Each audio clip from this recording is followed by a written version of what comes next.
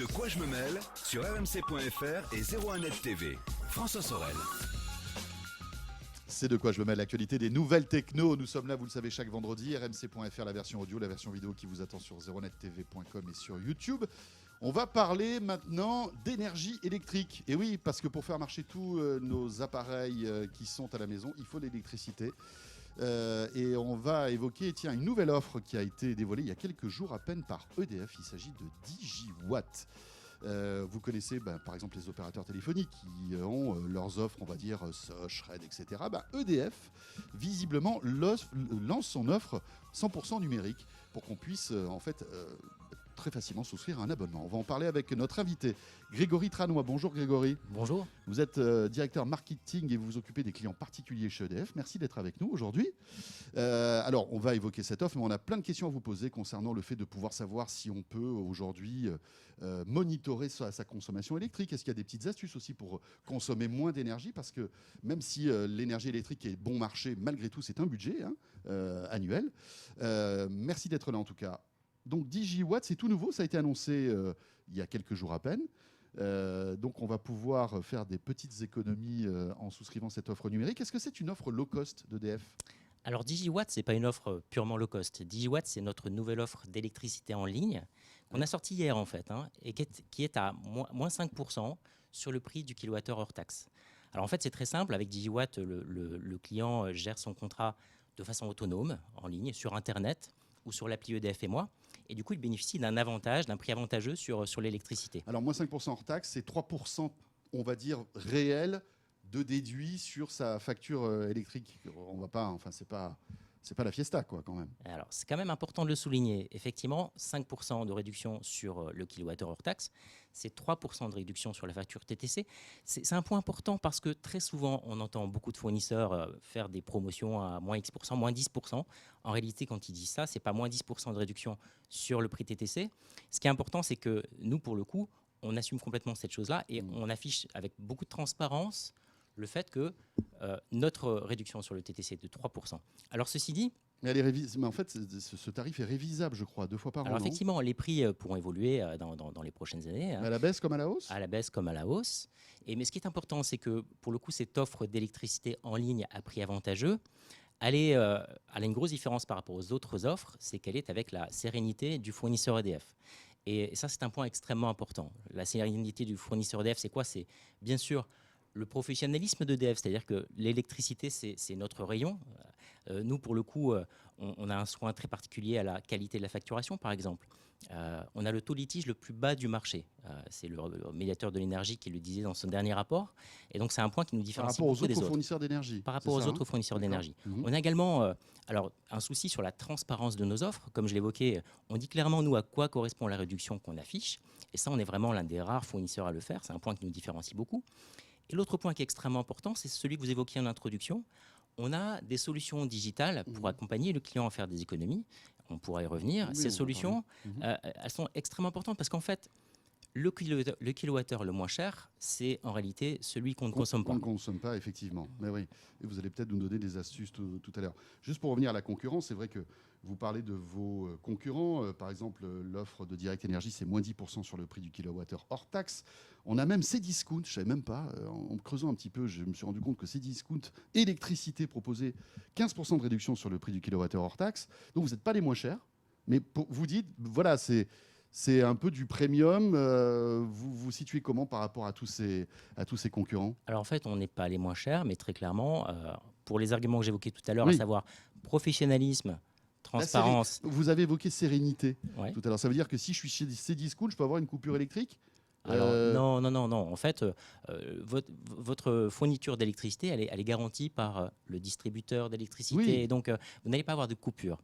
Par contre, après, avec votre fournisseur, vous allez avoir des tas d'échanges qui peuvent avoir un impact sur la façon dont vous allez être facturé. Oui, il y a peut-être des options supplémentaires. Enfin, on typiquement, avec EDF, on a une expérience de longue durée sur la façon, par exemple, de gérer le choix de la meilleure offre pour vous. On peut vraiment vous conseiller sur la meilleure puissance pour votre logement, la meilleure offre possible. On peut également vous aider, forcément, si vous avez un pépin un jour pour payer votre facture. C'est des choses qu'on maîtrise, qu'on sait gérer dans la durée. Et donc, cette expérience, elle a une vraie valeur. Et elle a une vraie valeur, d'autant plus qu'on a des solutions digitales extrêmement innovantes qui sont sans doute les plus avancées du marché et qui permettent de faire des économies. Pour les utilisateurs de ces solutions, on mesure que les économies sont de l'ordre de 8%. Par rapport à une consommation traditionnelle. Donc vous voyez que quand un fournisseur dit « moi je fais moins 10%, déjà ce n'est pas du moins 10% sur la facture TTC, c'est plutôt du 6%, pas plus.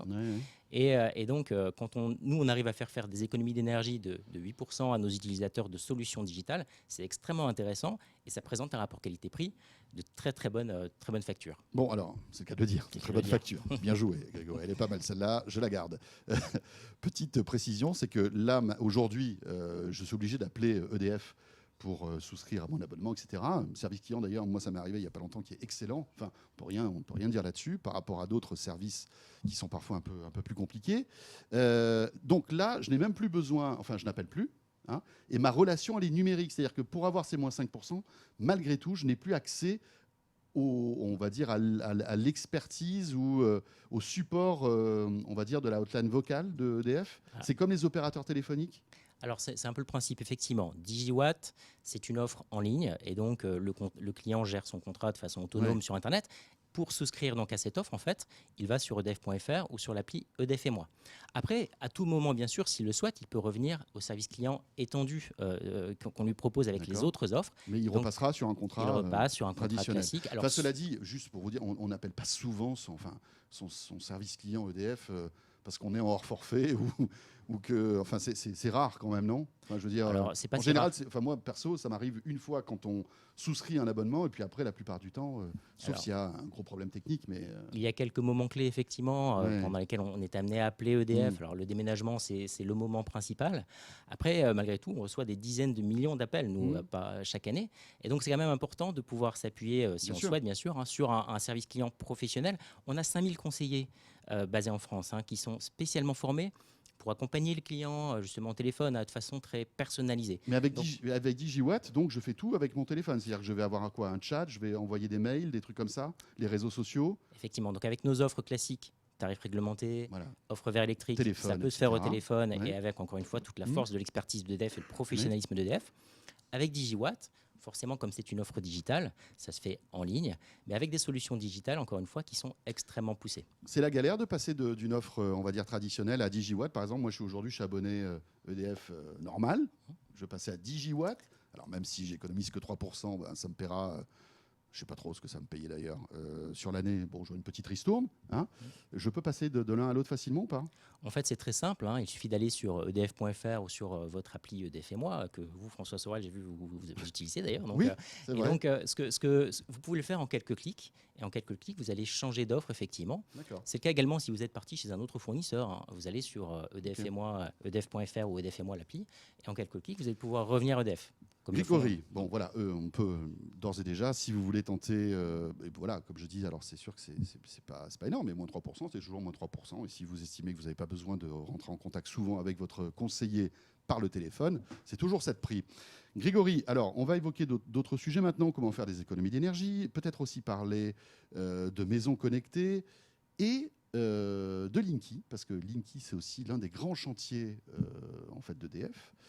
D'ailleurs, on ne comprend pas trop, c'est EDF qui s'en occupe ou c'est... enfin, il y a plusieurs... Enfin, c'est une entité un peu compliquée. Je ne suis pas un spécialiste, mais vous pouvez nous dire un petit peu comment ça se passe, qui distribue, qui fabrique, etc.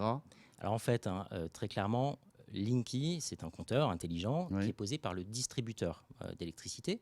En l'occurrence, sur la plus grande partie du territoire, c'est Enedis, ce distributeur. Donc c'est une filiale d'EDF. C'est une entité du groupe EDF. Une entité du groupe et donc, EDF. Le fournisseur EDF n'est pas, lui, en charge de la pose des compteurs. Et d'ailleurs, Enedis pose les compteurs pour les différents fournisseurs. Que le client soit chez EDF ou chez un autre fournisseur, c'est Enedis qui va installer le compteur Linky. D'accord.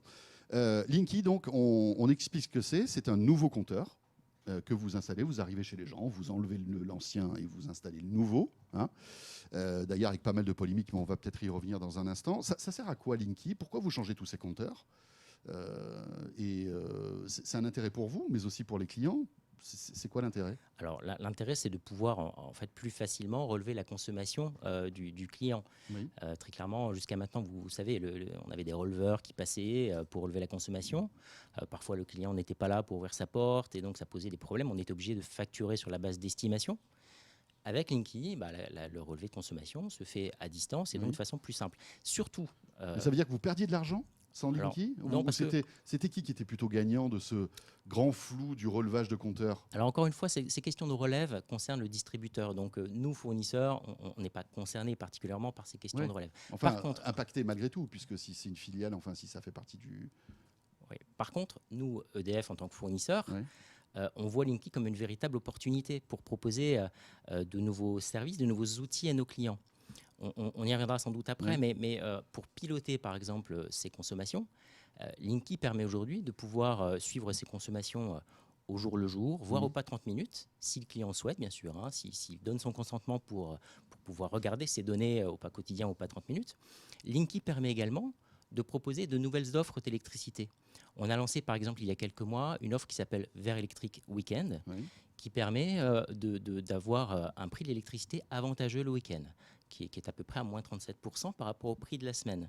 Et donc ça, c'est permis grâce à Linky, parce que Linky permet de voir effectivement Donc là, forcément, on ce fait que des vous consommez économies. pendant le week-end. Et donc là, vous faites des économies. Alors surtout, Il n'y a pas si- une contrepartie, ça va coûter plus cher la semaine. Vous avez pas, il n'y a pas une petite astérisque qui... Non, en fait, tout le principe de cette offre est de pouvoir faire des économies en déportant des usages sur le week-end. D'accord. Donc, si vous le souhaitez, vous pouvez effectivement faire des machines plutôt le week-end.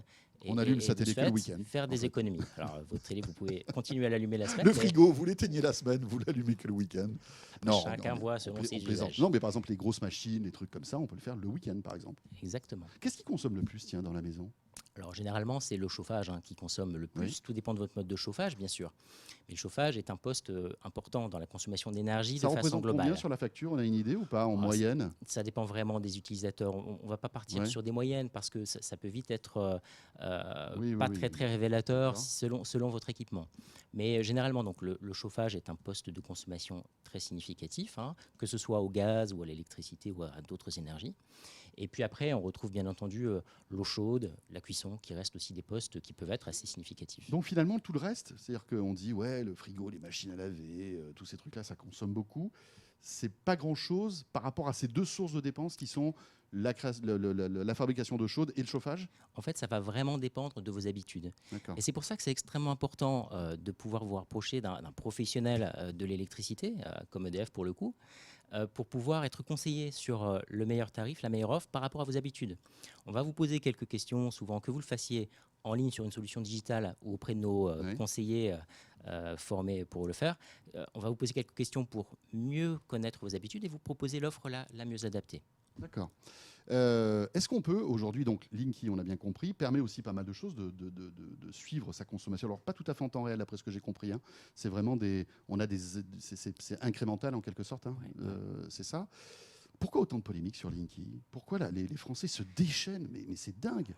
Enfin, il y a plein de, enfin, on le voit dans les médias. Il y a plein de polémiques sur le fait que ça y ait un rayonnement électromagnétique qui pourrait nous rendre malades. Enfin, il y a plein de trucs bizarres.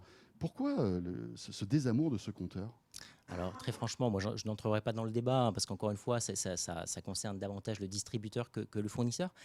Il faut par contre vraiment que chacun... Défendez votre cousin quand même un peu. Il faut par contre quand même que chacun voit l'opportunité que représente Linky. Et ça, c'est ce que j'évoquais tout à l'heure. Pour nous fournisseurs, Linky, c'est vraiment l'opportunité de pouvoir proposer des nouveaux services, un pilotage plus fin de la consommation. Et ça, on a aujourd'hui des centaines de milliers, des millions de clients qui bénéficient déjà de ces services. On a chez EDF, pour vous donner un chiffre, plus de 8 millions de clients qui sont passés à Linky. D'accord. Et on a d'ailleurs un très bon niveau de satisfaction de ces clients après la pose du compteur. Donc, c'est plutôt générateur de services de meilleure qualité.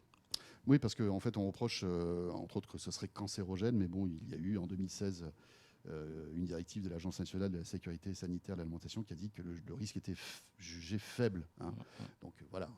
C'est pas un compteur électrique qui va nous donner le cancer, mais on voit qu'il y a quand même une fronde, malgré tout. Il y a des gens qui refusent de se faire installer Linky. Comment ça se passe d'ailleurs? On peut refuser ou est-ce que voilà, vous tapez chez nous, vous dites voilà, on change votre compteur? C'est quoi? C'est transparent? Ça coûte de l'argent? On peut refuser? Comment ça Alors, marche? refuser peut générer des frais derrière en matière de service, mais encore une D'accord. fois, c'est plutôt une Mais question ça n'a relative pas au on distributeur. n'a pas trop d'intérêt à le refuser finalement. On n'a pas d'intérêt à le refuser, D'accord. d'autant plus que nous, fournisseurs, on peut vous proposer ensuite des services qui sont de meilleure qualité. Donc, au contraire, c'est se priver D'accord. finalement de Aujourd'hui, c'est services. 40% des foyers qui sont déjà équipés en Linky, je crois. C'est à peu près ça. Voilà, fin septembre. D'accord. Et donc, la question, est-ce qu'aujourd'hui, on est dans un monde où on arrive à savoir à peu près où on en est en matière de consommation que ce soit le téléphone, par exemple, qui est un exemple assez frappant. Hein. Vous envoyez un SMS, vous avez une appli, vous savez où vous en êtes. Je trouve que c'est un peu plus opaque quand même concernant l'énergie. Et pourtant, moi, je suis un peu connecté, mais j'arrive pas vraiment à savoir combien je consomme d'énergie. Alors, peut-être pas au quotidien, mais par semaine ou par mois. Est-ce qu'il existe aujourd'hui des outils qui pourraient nous donner cette information ? Alors, il existe des outils, très clairement, et donc on pourra passer un peu de temps après pour que je vous les installe, si vous voulez, sur votre smartphone. Merci. En fait, alors, on a... Pas la consommation d'ex-radio, parce que là, ça me ferait peur, je pense. Je ne sais pas, c'est pas sûr, mais peut-être de chez moi, déjà, pour commencer. Donc, en fait, on a deux types d'outils. Des outils sur Internet ou sur smartphone, et qui permettent très clairement de suivre sa consommation. Alors, quelle est l'évolution dans le temps de cette consommation ? Quel est mon niveau de consommation par rapport à des foyers similaires ? Quelle est ma consommation au jour le jour ou au pas 30 minutes, si justement j'ai bien accès à Linky, hein, et si j'accepte d'utiliser ces informations pour moi. Donc il me faut Linky pour avoir tout ça ou pas forcément ? Alors pour avoir les informations ou pas quotidien ou pas 30 minutes, il faut effectivement Linky. Si on n'a pas Linky, on a des consommations sur des pas plus larges, si vous voulez. Hein. Donc mais les pas plus larges, c'est quoi, par exemple ? On va suivre votre consommation à l'année, au mois le mois, mais on ne va pas pouvoir vous donner une vision de votre consommation quotidienne ou au pas 30 minutes. Et donc avec Linky, grâce au suivi de la consommation au jour le jour ou au pas 30 minutes, on peut même vous montrer quel est l'impact de la météo sur votre consommation et vous indiquer quels sont les créneaux sur lesquels vous avez beaucoup consommé. Ce qui permet d'avoir une approche extrêmement personnalisée de votre consommation et puis d'avoir des conseils très personnalisés. Donc alors ces solutions, elles s'appellent Équilibre sur Internet et Fil d'actu sur l'application EDF et moi. Et vous allez pouvoir avoir des conseils en fonction de votre situation sur quels sont les appareils qui consomment le plus, comment je peux éventuellement gagner en faisant quelques gestes malins sur ma consommation. On a de plus en plus d'appareils électroniques à la maison, les box, les machins Wi-Fi, les chargeurs de téléphone qu'on a un peu partout. Voilà.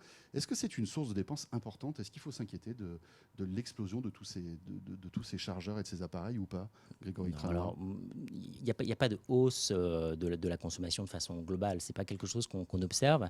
En plus, si vous utilisez les outils de pilotage que j'évoquais juste avant, vous êtes plutôt susceptible de faire des économies d'énergie, justement. Hein. Je l'évoquais, ces économies, elles sont de l'ordre de 8% pour les utilisateurs récurrents de nos solutions Équilibre, par exemple. Donc, voilà, donc c'est des choses qui se maîtrisent.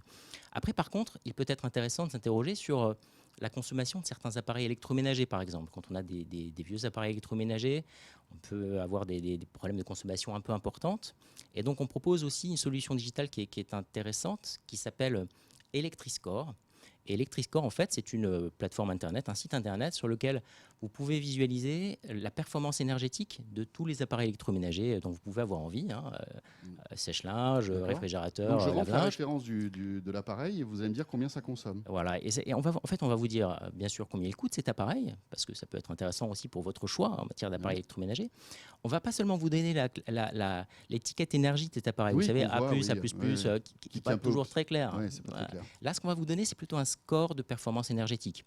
Sur Electriscore, vous allez voir finalement le meilleur fait 100 en score de performance énergétique. L'appareil dont j'ai envie, quel est son score ? Est-ce que c'est 96, 90, etc. Et plus intéressant encore, on va vous montrer quel est le coût d'usage global de cet appareil. C'est-à-dire, bien sûr, vous voyez le prix d'achat, mais on va vous donner également une estimation du coût de consommation de cet appareil sur sa durée de vie. Et pour choisir un appareil, ça peut être extrêmement significatif. Donc c'est quoi ? C'est tous les appareils électroménagers, de la machine à laver le linge au lave-vaisselle en passant par le four, choses comme ça, les plaques électriques, les trucs comme ça ? Exactement. Donc vous allez avoir accès à toutes ces évaluations de performance énergétique sur Electriscore, quel que soit le type d'appareil dont vous pouvez avoir envie. Vous allez voir donc le coût d'usage, ça va être aussi un critère de choix important pour vous. Et si vous le souhaitez, on va vous mettre en relation avec des plateformes de distributeurs partenaires qui vous permettront de passer à l'achat, pour le coup, de l'appareil électroménager que vous souhaitez. Un mot sur l'énergie verte pour terminer, parce que c'est aussi un sujet très à la mode. Hein. On mange bio, donc on veut consommer vert. Enfin, c'est peut-être bien, hein, d'ailleurs, et tant mieux. Si je souscris, par exemple, à DigiWatt, est-ce que je peux choisir de l'énergie verte ? Comment ça se passe, en fait, l'énergie verte ? C'est quelque chose qui est disponible pour tout le monde ? C'est plus cher ? C'est moins cher ? Alors, en fait, l'énergie verte, ce sont des offres spécifiques qui peuvent vous être proposées. Donc, ça veut dire que c'est de l'énergie qui est fabriquée de manière, j'allais dire naturelle, ça ne veut pas dire grand-chose, mais soit en photovoltaïque, soit en éolien, des choses comme ça? En fait, ce sont des offres pour lesquelles on va s'engager à faire injecter sur le réseau autant d'électricité renouvelable que ce que vous consommez. D'accord. Donc je peux consommer de l'énergie qui n'est pas verte, mais vous compensez en quelque sorte. C'est Exactement, c'est tout à fait le principe. Et donc en fait, EDF a lancé plusieurs offres d'électricité verte, les offres vert électrique il y a quelques mois. Donc on a une offre vert électrique simple, vert électrique week-end qui vous permet en plus d'avoir de l'énergie verte, de faire des économies en consommant le week-end. Et puis vert électrique auto également. C'est un point qui est important parce que automobile. Automobile. On a des nouveaux usages de l'électricité qui se développent aujourd'hui, avec notamment la mobilité électrique. Vous savez, EDF a annoncé un plan sur la mobilité électrique il y a quelques semaines de cela, avec beaucoup d'ambition sur nos offres en matière de mobilité électrique. Un partenariat avec Renault notamment. Exactement. Et donc, en fait, on a déjà aujourd'hui une offre vert électrique auto qui est intéressante si vous possédez un véhicule électrique. Cette offre, elle permet d'avoir alors de l'énergie verte, mais en plus un prix de l'électricité réduit la nuit et le week-end, réduit de l'ordre de 40% par rapport à la journée. Mais c'est déjà le cas, non? On a des réductions la nuit sur vous avez des réductions entre heure pleine et heure creuse, mais elles sont beaucoup plus faibles, ces réductions. D'accord. C'est de l'ordre de 25-26%. Donc là, c'est encore moins. C'est moins, effectivement. Donc la réduction, elle est plus importante la nuit et le week-end, si vous avez Linky, notamment. D'accord. Et donc, et en plus, avec Vert Électrique Auto, on vous propose un prix fixe sur 3 ans, ce qui est extrêmement intéressant également. Et même des solutions de recharge sur des bornes publiques. Et alors là, par exemple, je veux de l'électricité verte. Est-ce que je peux en bénéficier avec 10 gigawatts? Est-ce que je peux en bénéficier si j'ai un abonnement traditionnel? Il suffit que j'appelle et que je dise je veux une offre d'électricité verte, c'est ça? Alors 10 gigawatts n'est pas une offre d'électricité verte, mais si vous souhaitez l'électricité verte, vous appelez EDF ou vous allez sur edf.fr ou l'appli EDF et moi et vous choisissez l'une des offres Vert électrique qui sont toutes avec énergie. Ça sera le même prix ou on paiera moins cher, plus cher? Alors, ça sur dépend, la globalité de ma facture sur l'année? Ça dépend des offres. Encore une fois, c'est là que le conseil personnalisé est important parce que ça va dépendre de votre utilisation, de vos usages. Après, selon la puissance, le prix va varier. Et donc, à chaque situation va correspondre à un prix bien précis qu'on peut vous expliciter, bien sûr, de façon très transparente. Voilà. Et puis, j'imagine que si l'électricité coûte moins cher le week-end, c'est parce que vous en produisez tout autant et qu'on en consomme moins. C'est pour ça aussi. C'est la loi de l'offre et de la demande, j'imagine? Oui, mais c'est surtout parce que, encore une fois, on a une offre spécifique grâce au compteur Linky qui permet d'avoir cette réduction. Parfait.